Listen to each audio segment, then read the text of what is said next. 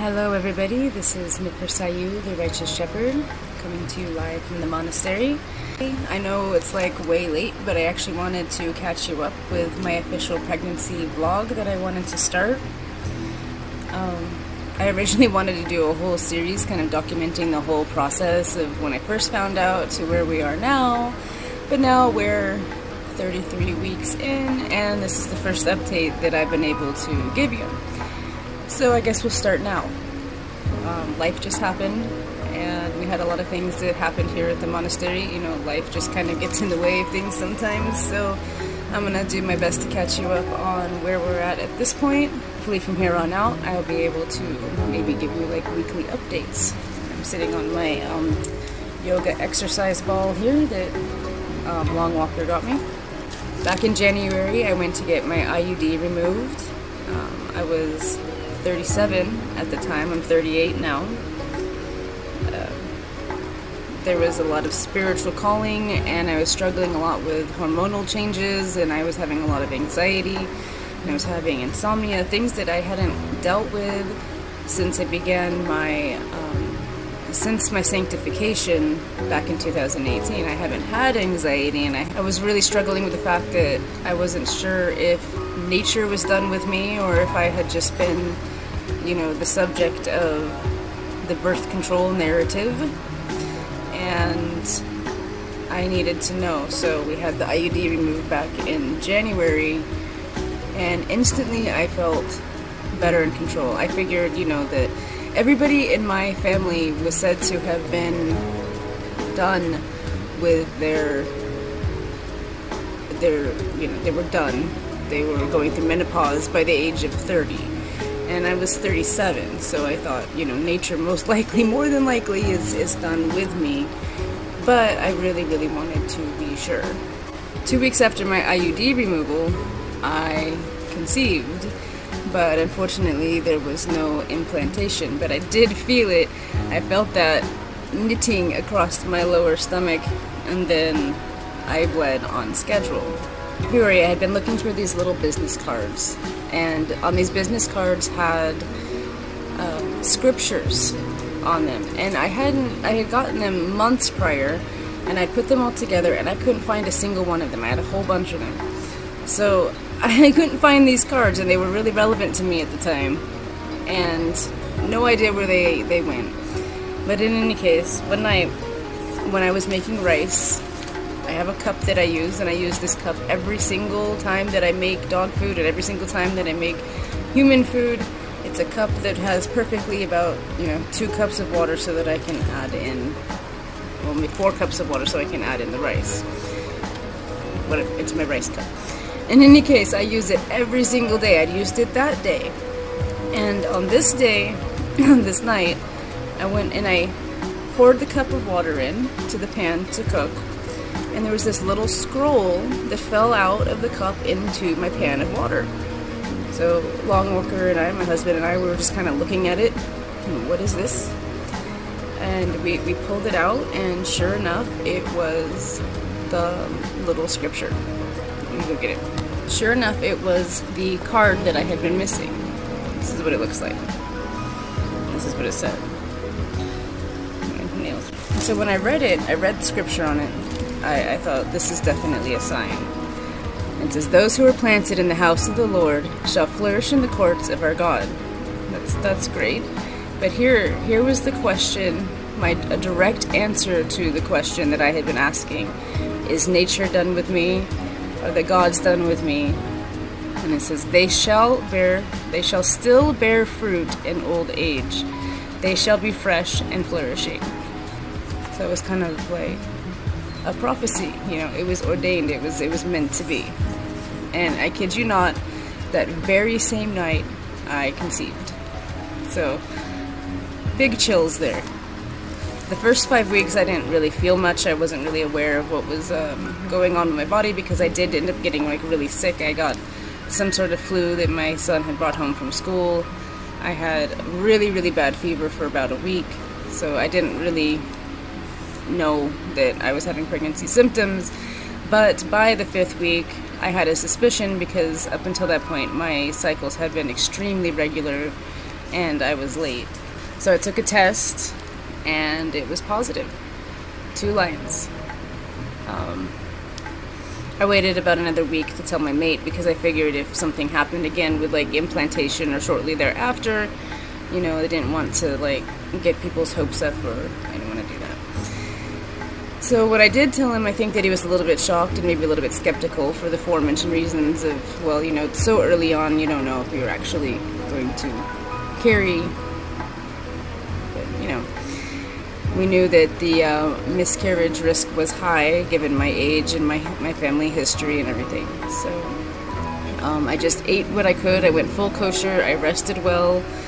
And week 6 came. And week 6 through 9 was horrible with morning sickness. Just the worst. I had no appetite. And I couldn't keep anything down. Even water wasn't staying down.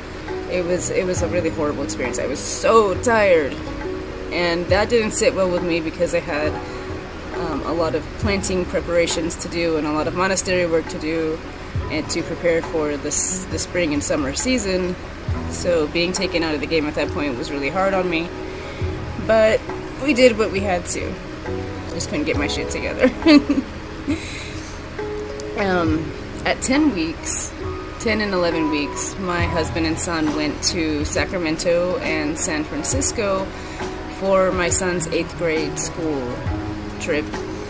And so I was left here at the monastery alone, taking care of all the horses, the cats, the dogs, making food and all of that. So that was a really difficult point. I had to drag myself through it, and I just rested and slept when I could. So that was the hardest point, I think. It was still the first trimester and about probably the thick of it, probably the worst of it. But again, we got through it. At 14 weeks, I was taken to Bakersfield, to the local city, to have ultrasound done so we could do the confirmation and see that everything was growing properly. And somehow I ended up at a crisis pregnancy center. I'm not sure how that happened. Longwalker scheduled the appointment for the ultrasound, so I don't know how that happened, but in any case, it was a completely and totally different experience, a very eye-opening experience. As I'd had an abortion before and been to one of those clinics, this was the exact opposite of that, and they were really nice people, and I got to talk a little bit about theology and belief systems, and I got to tell them about this little scripture incident. So it was a good experience. We saw baby for the first time. Everything looked good measurements, good movement, and I got those printouts. They showed me the boutique, and they even gave us a blanket and a beanie that I got to pick out. So it was a really, really good experience. At 15 and 16 weeks, I ended up going to Universal Studios with my son to, again, for his 8th grade trips. This is like the fun trip that they had. The first one to Sacramento was like the educational field trip. Took part of his grade and everything, but this was a fun trip. I could not go on any of the rides, and I actually even cried a little bit when I couldn't go on the tram ride because I thought that was like the one thing I'd be able to do, but I couldn't. It was still good. I got a lot of really good pictures. It was a really fun experience to be able to share with him before he went off to high school. Graduation came after that, and his birthday and my birthday. Didn't do anything for my birthday, but he had a party for his. So just really busy time of the year at that point.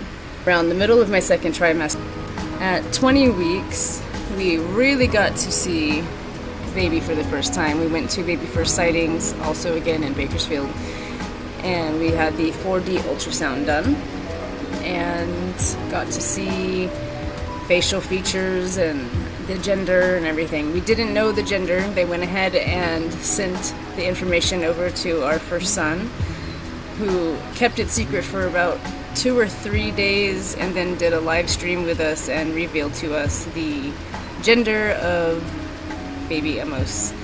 And while we were hoping for a girl because we wanted to balance things out, it's a boy, and that's okay. So now we're expecting 2 little princes, and I'm all right with that. And I was mostly worried that our son would be in a jealous state and have issues with it. But he's really, really come around. He's been really supportive, and I think he's really excited and protective as well. We were hit by an incredible heat wave. We had 100-degree weather for over 10 days straight, and I did not handle it well. I'm usually really good in the heat. We live here in the desert, and I usually only have a fan and maybe a spray bottle, or I rinse myself off in the tub. I could not get cool enough. I personally didn't feel too hot, but my body was reacting in ways that, I wanted to pass out, and I couldn't get rid of that feeling even if I was laying down. It wasn't a fun experience, but luckily my father-in-law, he bought us a little AC unit to put into the room, and that made all of the difference, and I was able to get through those hard hot days. Also, we got a pool, so that was really awesome too, being able to go in the pool. I like to swim. I have what they call vagal syncope, which means if my blood pressure gets elevated, it has a tendency to then drop, and when it drops, then I pass out. And in the past, I have had seizures and convulsions because of that, but there was medications involved and everything too, so I thought perhaps that might be why, but I haven't passed out since then, so I don't know if I would have convulsions or not. All I know is it's not a pleasurable experience, and it's something that I would do everything that I can do to avoid. And unfortunately, around that same time, one of our best wolf dogs, my son's dog, he ended up passing away because of the heat wave. He was unable to handle it because of his Alaskan bloodlines, and it was a really horrible experience. So I had spent almost 10 days giving him subcutaneous fluids and helping Lung Walker get him in and out, get him someplace cool, and giving him treatments and everything, and it wasn't enough. He ended up not making it. So I had to help bring my son through the grieving process, and it's like it was a really, really big loss. It was his first really big loss, his first really big heartbreak. They grew up together. My son was only 9 when he got him, and the dog was only 5 years old when he passed. So they spent this past 5 years every single day together, training and living and working together. And so it was a really hard loss. But so by the end of that, I was completely exhausted, and then the fire came. So we ended up having to deal with the Borel fire, which made us evacuate from the area. Mostly for us, my offspring has asthma and I have asthma, and when there's a lack of oxygen, again, we get the dizziness, and we can't function well. So we were being completely, the fire came right to the edge of our little zone, and we were just completely socked in with smoke. So we ended up having to evacuate 3 wolf dogs, 10 cats, one of which was pregnant, and then of course, myself, which was 6 months pregnant at the time, and we all crammed into this little van and drove to safety. And we went to a Red Cross evacuation center, which was probably about 40 miles away, and we could still see the cloud from the fire over our area, and we had no power, we had no air conditioning here, we had nothing going on, so we couldn't come back until the power was back on.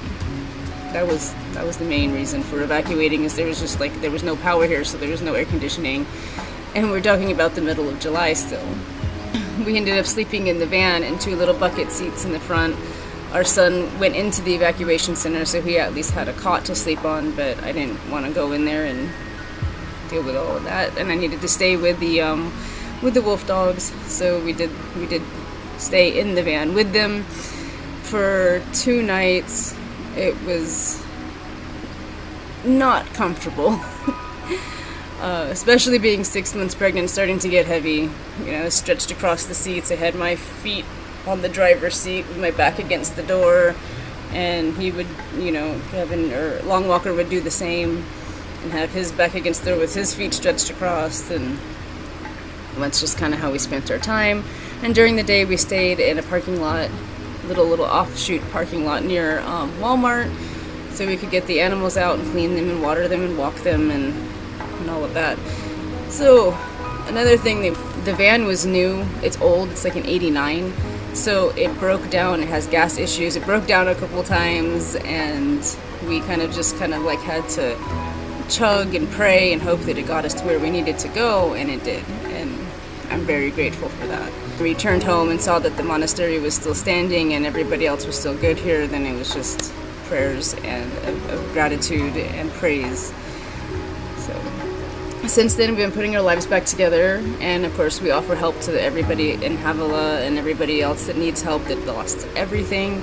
So we've been putting forth effort to do our good works and help where we can, and definitely people have helped us out. We were cut off from the city and from the towns for several weeks, so people had to kind of relay us what they could in the means of food and everything like that for the animals, because we just couldn't get out to town to go shopping.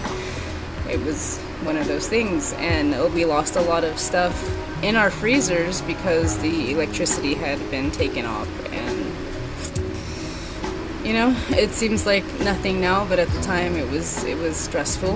We just take one day at a time and live in faith, and it's not so bad. I'm going to try to stay steady so that I can just focus on creating this baby and making sure that the delivery goes well.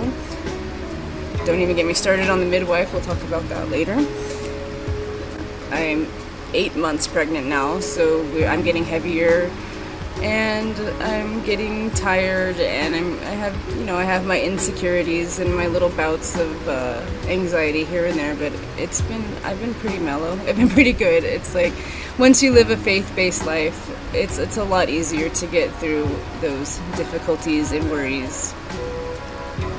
I'm anticipating a Halloween birth. I know that they said that he was supposed to be born more like November 12th, but that would be 40 weeks, and I'm thinking 38. That's when I gave birth to my firstborn. I was right dead on with his birth date. I'm thinking that he's going to be born closer to Halloween, and that's pretty cool because legend has it that any babies born between October 30th and November 2nd are immune to bad spirits.